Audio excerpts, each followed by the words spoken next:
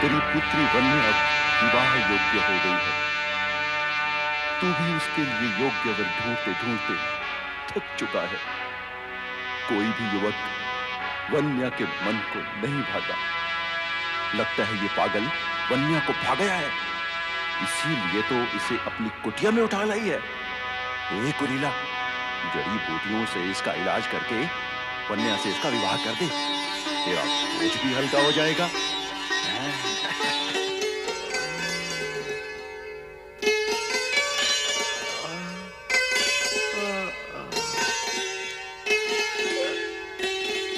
हे परमेश्वर, हे विधाता,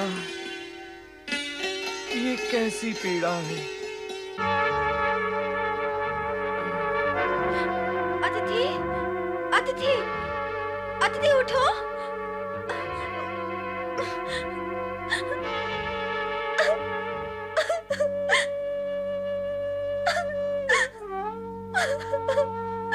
पुत्री वन्या, तू रोती क्यों है पुत्री? ये देख, इन चमत्कारी जड़ी बूटियों के तन पर लगते ही ये योद्धा की तरह उठकर खड़ा हो जाएगा। हाँ, ये ले, इन पत्तियों को पीसकर इनका लेप इस अतिथि के सिर पर लगा दे। जा मेरी पुत्री, जा।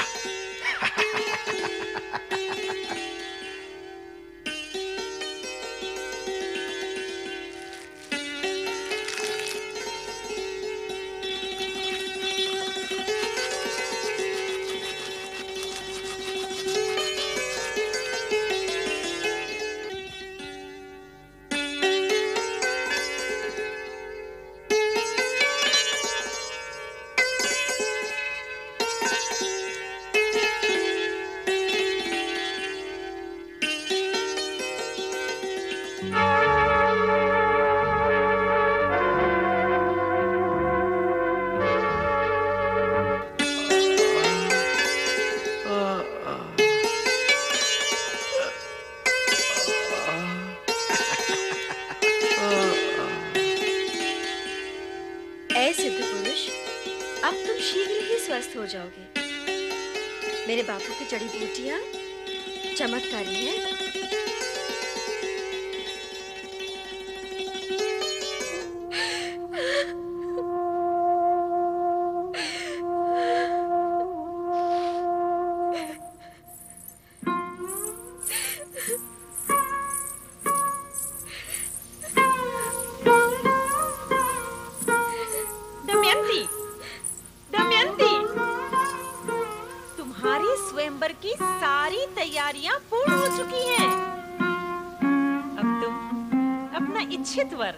चुन सकती हो।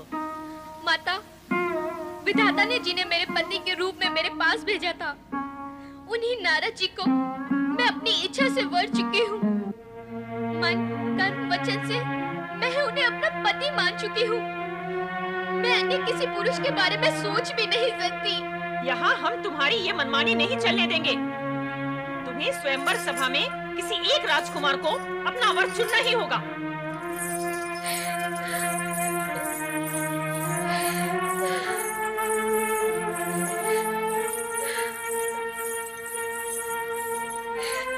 सखी, मैंने नारद मुनि को ढूंढ लिया है।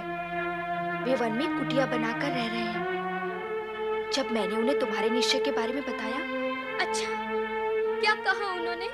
उन्होंने कहा, राजकुमारी दमयंती से कहो कि मुझ वानर मुखी का विचार मन से त्याग दे और किसी सुदर्शन राजकुमार से अपना विवाह रचा ले।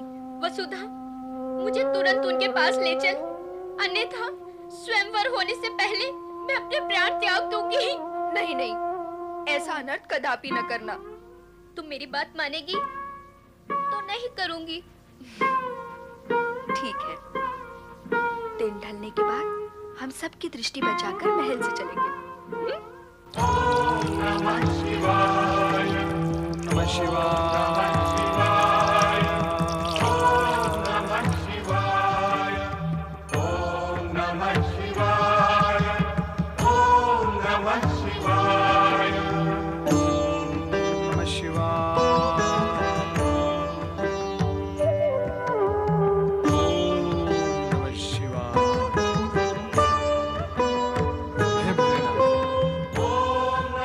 छोटी सी भूल का मुझे इतना बड़ा दंड न दे कि मैं जगत को अपना मुख दिखाने के योग्य ही ना रहूं।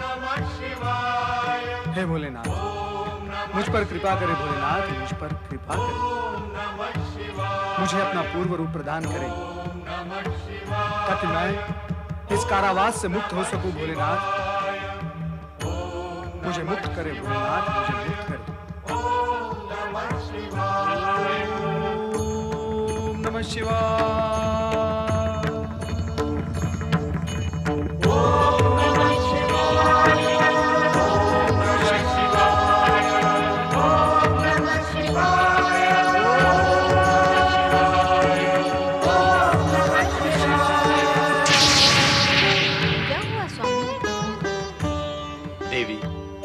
हमारे प्रिय नारद ने हमें पुकारा है, परंतु हम तो विवश हैं। यदि हम नारद को पर्वत के दिए श्राप से मुक्त करते हैं तो ये विधि के विधान के विरुद्ध हो और हम विधि का नियम तोड़ नहीं सकते। श्राप जिसने दिया है वही श्रापित व्यक्ति को श्राप मुक्त कर सकता है। आप सर्व समर्थ हैं स्वामी। नारद को इस संकट से आप ही मुक्त कर सकते हैं। हम पर्वत को प्रेरित करेंगे, किंतु उससे पहले तो और भी बहुत कुछ घटित होने वाला है।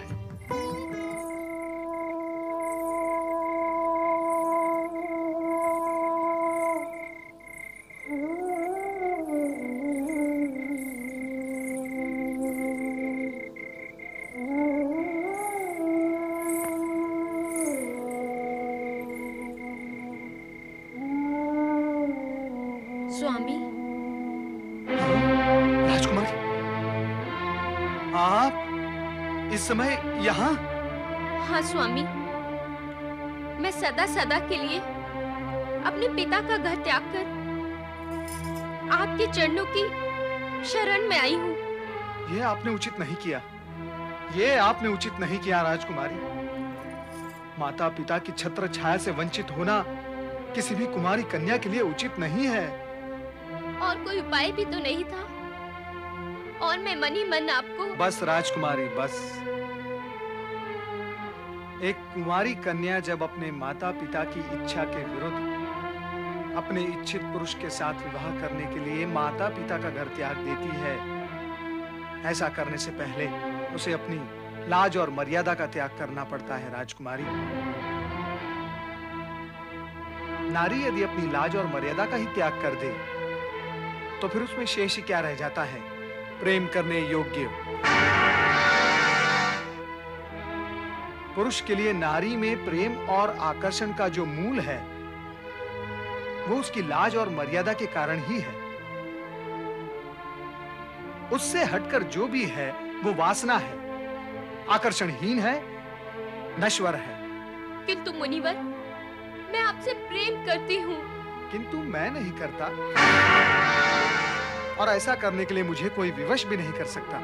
तो क्या आप मेरे विषय में तनिक भी विचार नहीं करेंगे? विचार?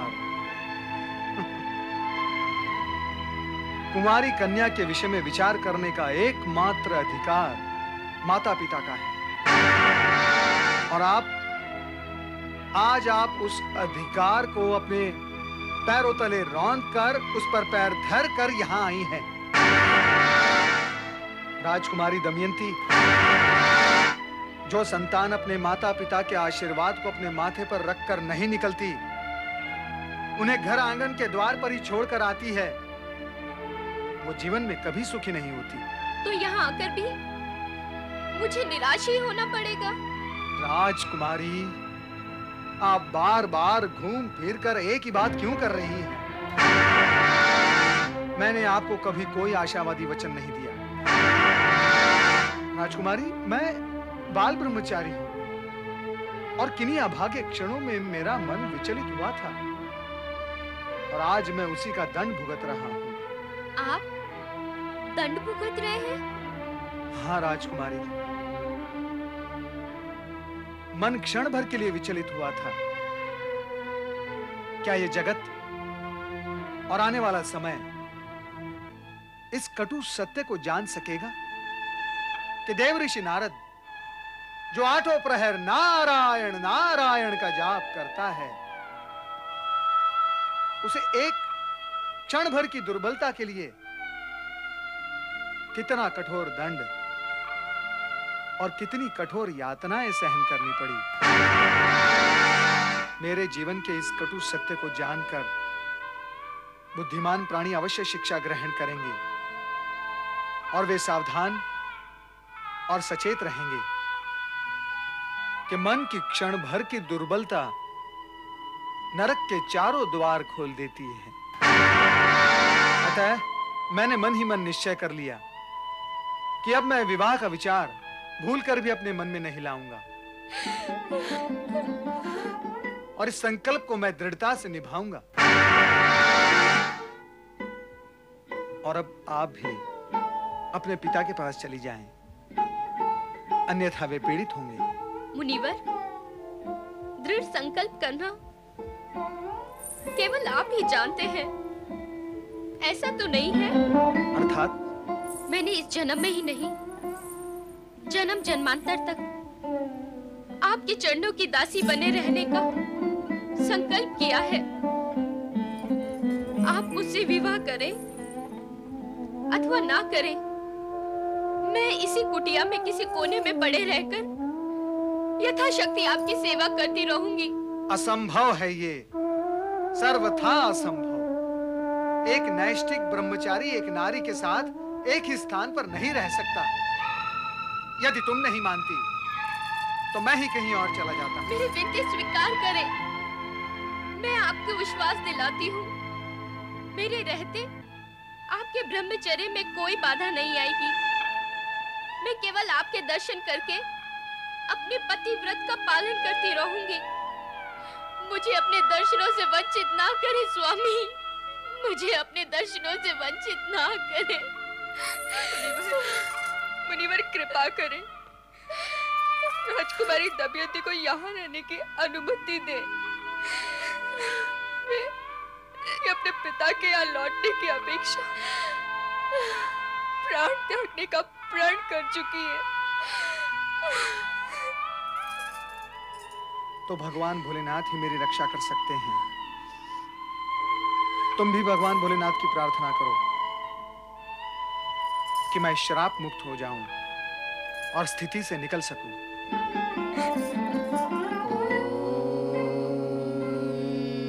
नमः शिवाय। हे शिव शंकर, आपने मुझे पुत्रवती होने का वरदान दिया था। वो वरदान कब फलित होगा प्रभु?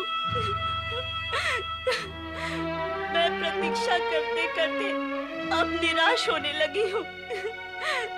मेरी कामना शीघ्र पूर्ण करे भगवान।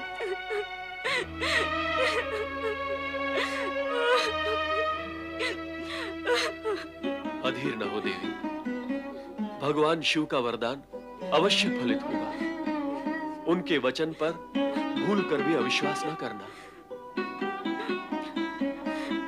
मैं अविश्वास नहीं कर रही हूँ स्वामी, मैं केवल भगवान शिव को स्मरण करा रही हूँ। सारे जगत की पालनहारा को स्मरण कराने की आवश्यकता है देवी। विलंब के कारण संभवतः तुम अधीर हो गई, किंतु यह विलंब न होकर तुम्हारे धैर्य की परीक्षा भी हो सकती है। इसलिए धीरज धारण करो।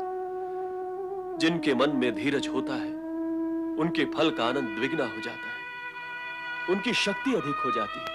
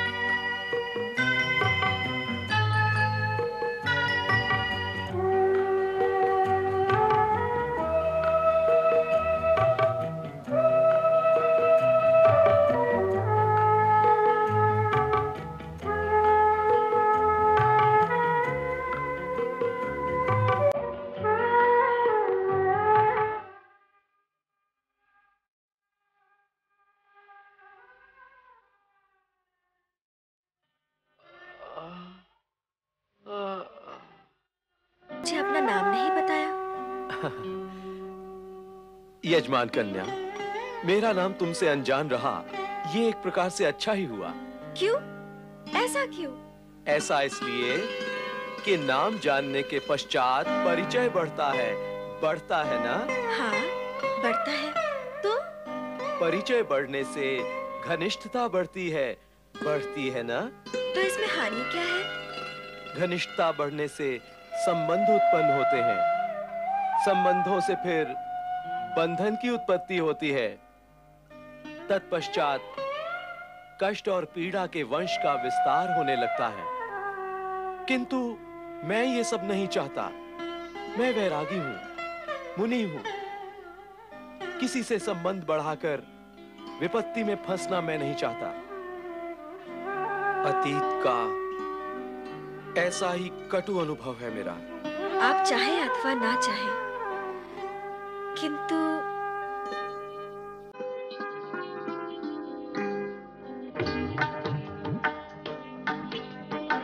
आपका मेरा संबंध हो चुका है।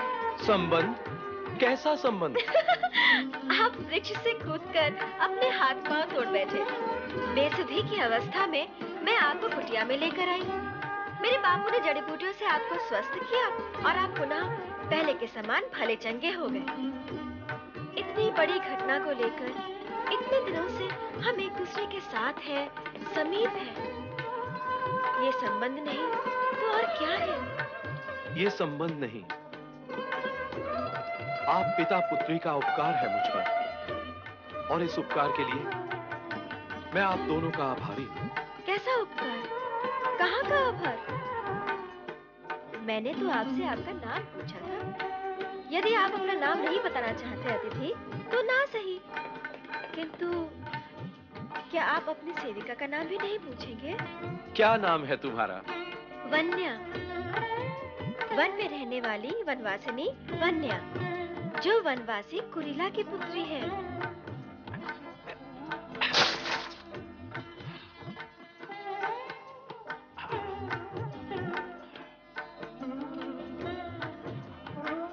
नमस्कार यजमान जी, आपने कष्ट उठाकर मुझे स्वस्थ किया, इसके लिए मैं आपका उपकार व आभार मानता हूँ। अतिथि, कष्ट कैसा? तुम स्वस्थ हो गए तो हमारा कष्ट भी आनंद हो गया। हाँ, आप सत्पुरुष की भांति सोचते हैं यजमान जी, पर मैं आपको और अधिक कष्ट देना नहीं चाहता, इसलिए आप मुझे जाने की आज्ञा दें। पुत्र, जाने का नाम लेकर हमारे मन को ठेस मत पहुंचाओ। अब तुम हमारे अतिथि कहां रहे हो? अब तो हमारे घर परिवार के सदस्य हो गए हो पुत्र, हमारे अपने हो गए हो। हाँ वन्या, मैं फल लाना भूल गया, जा तू जाकर ले आ, इन्हें खिलाना है। अच्छा बाबू, जा मेरी पुत्री, अभी लाई। जा। पुत्र, मैं तुम्हारे वंश, तुम्हारे माता पिता के विषय में कुछ नहीं जानता। मैं तो केवल इतना जानता हूं कि मेरी पुत्री वन्या तुम्हारी सेवा करते करते तुम्हें अपना सब कुछ मान चुकी है पुत्र। हाँ, और मैंने भी मन ही मन ये सोच लिया है कि तुम ही मेरे जमाता बनोगे। हाँ। नहीं बाबा, नहीं, मैं बाल ब्रह्मचारी हूँ, मुनि हूँ, मैं विवाह के झंझट में नहीं पड़ सकता। ऐसा न कहो पुत्र, ऐसा न कहो। हम भोले भाले वनवासी जिसे एक बार अपना मान लेते हैं ना पुत्र, उसका साथ फिर कभी नहीं छोड़ते। हाँ, यदि तुमने वन्या से विवाह करने में कोई आनाकानी की ना, तो उसका हृदय टूट जाएगा पुत्र। हाँ, फिर वो कभी किसी से विवाह नहीं करेगी, कभी नहीं। हम वनवासियों में पुत्री का विवाह ना करना एक बहुत बड़ा पाप समझा जाता है पुत्र।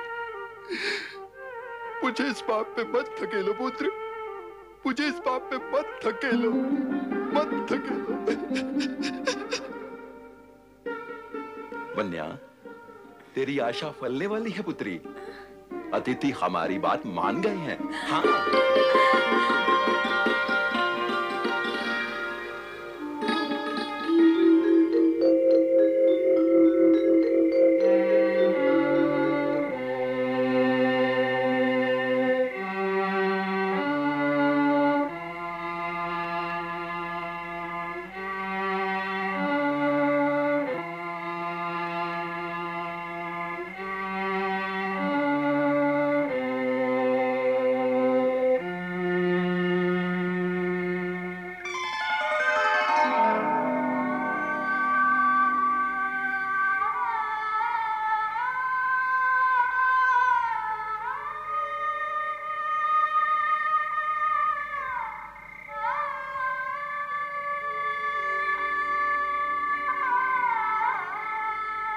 वन्या और कुरीला के उपकारों को नमस्कार करके मुझे शीघ्रातिशीघ्र यहां से निकल जाना चाहिए।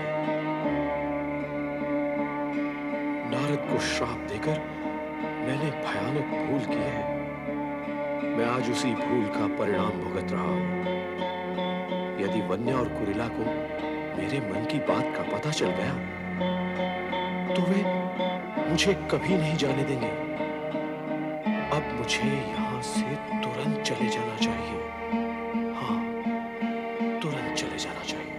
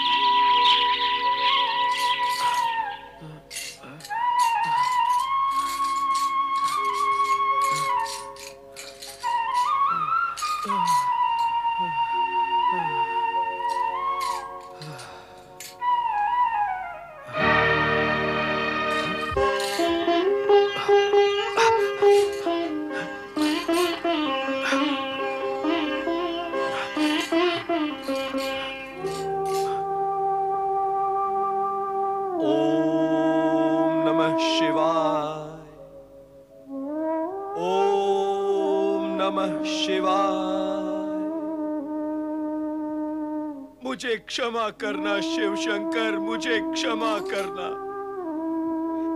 जिन वनवासियों ने मेरे जीवन की रक्षा की, मुझे प्राण दान दिए, उन्हीं को बिना कुछ बताए सोता हुआ छोड़कर चला आया हूं मैं। मुझ जैसा कृतज्ञ और पापी कौन होगा भला?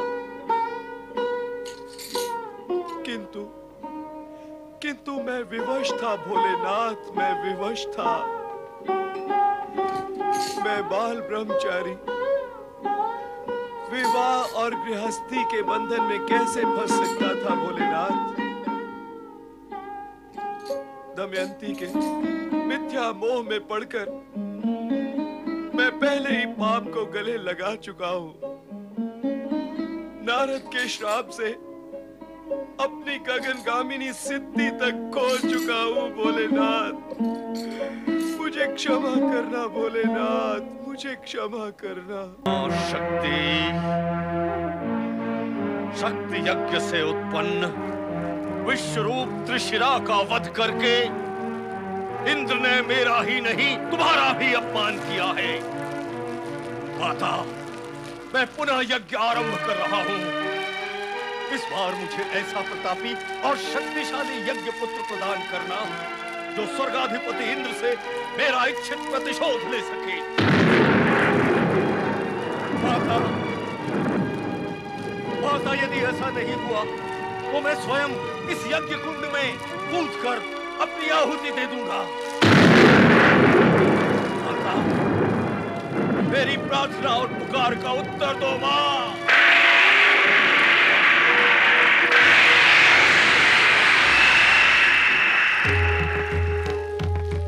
शक्ति उपासक त्वष्टा, तुम्हारा हृदय इस यज्ञ कुंड के ही समान प्रतिशोध की ज्वाला में दहक रहा है। प्रतिशोध पिता बनकर हत्या और षड्यंत्र के गर्भ से प्रतिशोध के राक्षस को ही जन्म देता है, जो कि इस जगत में सभी के लिए अनिष्टकारी होता है। उचित यही होगा कि तुम प्रतिशोध की भावना हृदय से निकालकर अपनी सिद्धियों का उपयोग जन कल्याण के लिए करो। नहीं, नहीं माता शक्ति, नहीं। जब तक मैं इंद्र को दंडित करके उससे अपना प्रतिशोध नहीं लूंगा, मेरे हृदय को शांति नहीं मिलेगी माता। और जन कल्याण की भावना शांत हृदय से ही उत्पन्न होती है माता। इसलिए सर्वप्रथम मुझे इस यज्ञ कुंड से एक ऐसा यज्ञ पुत्र प्रदान करो जो इंद्र और उसके स्वर्गलोक को अस्त व्यस्त करके मेरी आत्मा को शांति प्रदान करे माता। माता, यदि तुमने ऐसा नहीं किया तो मैं इसी समय इस यज्ञ कुंड में अपने आप को भस्म कर लूंगा। रुक जाओ त्वष्टा।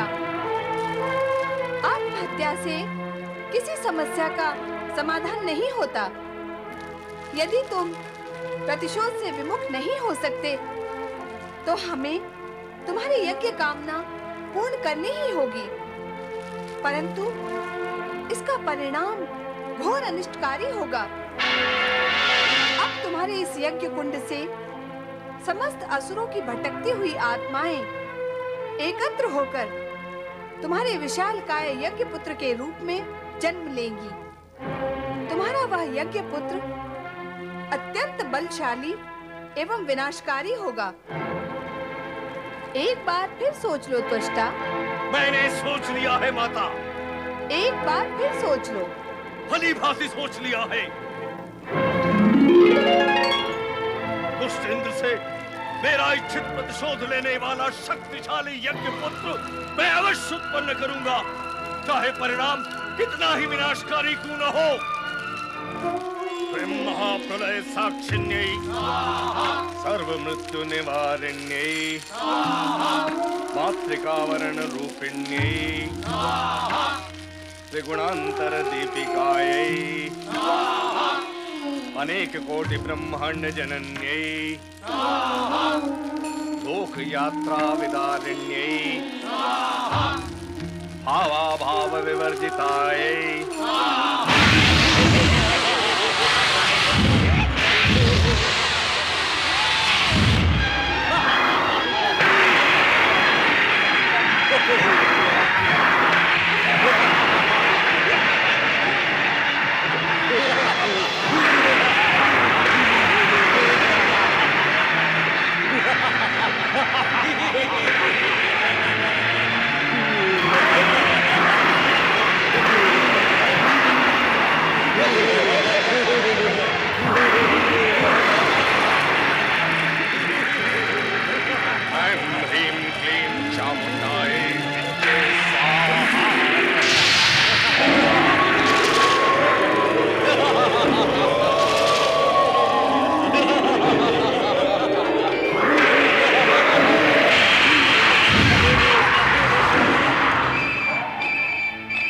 पिता त्वष्टा, प्रणाम। आपके आह्वान की सम्मिलित शक्ति से मैं आपका यज्ञ पुत्र वृत्रासुर प्रकट हुआ। कहे मेरे लिए क्या आज्ञा है? धन्य हो मां, शक्ति तुम धन्य हो। मेरा यज्ञ पुत्र वृत्रासुर अवश्य मेरी कामनाओं की पूर्ति करेगा। यज्ञ पुत्र वृत्रासुर, तुम सामान्य आकार धारण करके मेरे निकट आओ। मुझे तुमसे बहुत कुछ कहना है। जैसी आपकी आज्ञा यज्ञ पिता त्वष्टा।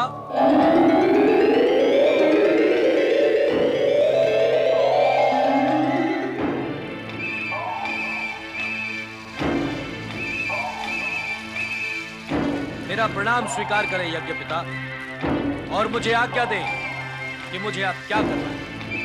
बस वृत्रासुर, मेरे हृदय में दुष्ट इंद्र के प्रति प्रतिशोध की ज्वाला दहक रही है।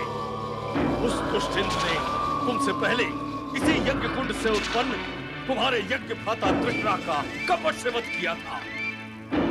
उसका प्रतिशोध तुम्हें लेना है। मैं इसी समय इंद्र को पकड़कर कुचल दूंगा। नहीं वृत्रासुर, नहीं, सर्वथा नहीं। क्यों नहीं यज्ञ पिता? क्योंकि तुम्हारे यज्ञ भ्राता तृष्णा ने मेरी बात न मानकर भयानक भूल की थी। अब वो भूल मैं तुम्हें नहीं करने दूंगा। कैसी भूल? मैंने तृष्णा से कहा था कि इंद्र को दंडित करने से पहले तुम ब्रह्मा जी से अमरता का वरदान प्राप्त करो, किंतु तृष्णा ने मेरे आदेश पर ध्यान नहीं दिया और वो कपटी इंद्र के हाथों मारा गया। मैं इंद्र को नहीं छोड़ूंगा यज्ञपिता, वो मेरे हाथों मारा जाएगा। ऐसा करने से पूर्व तुम वन में किसी एकांत स्थल में जाकर ब्रह्मा जी की आराधना करते हुए तपस्या आरंभ करो और तब तक करते रहो जब तक ब्रह्मा जी तुम्हें वरदान देने पर विवश न हो जाए। वत्स, तुम उदास क्यों हो गए? मैं आपकी आज्ञा का पालन करूंगा यज्ञपिता, किंतु क्या वृत्रासुर? यही कि यदि आप मुझे अभी अवसर देते तो मैं शत्रु इंद्र को दिखा देता कि बिना वरदान के भी मैं कितना शक्तिशाली हूँ। वृत्रासुर, मैं तुम्हारी शक्ति से परिचित हूँ तो इंद्र की छल और कपटपूर्ण वृत्ति से भी परिचित हूँ। वो दुष्ट, छली और कपटी होते हुए भी अत्यंत चतुर है। वो तुम्हारी किसी भी दुर्बलता को ढूंढ निकालेगा और उसका लाभ उठाकर वही तुम पर प्रहार करेगा। इसलिए मेरा तुमसे परामर्श है कि शत्रु को दुर्बल करने के लिए स्वयं शक्तिशाली बनो और ब्रह्मा जी का वरदान प्राप्त करो। जैसी आपकी आज्ञा यज्ञपिता।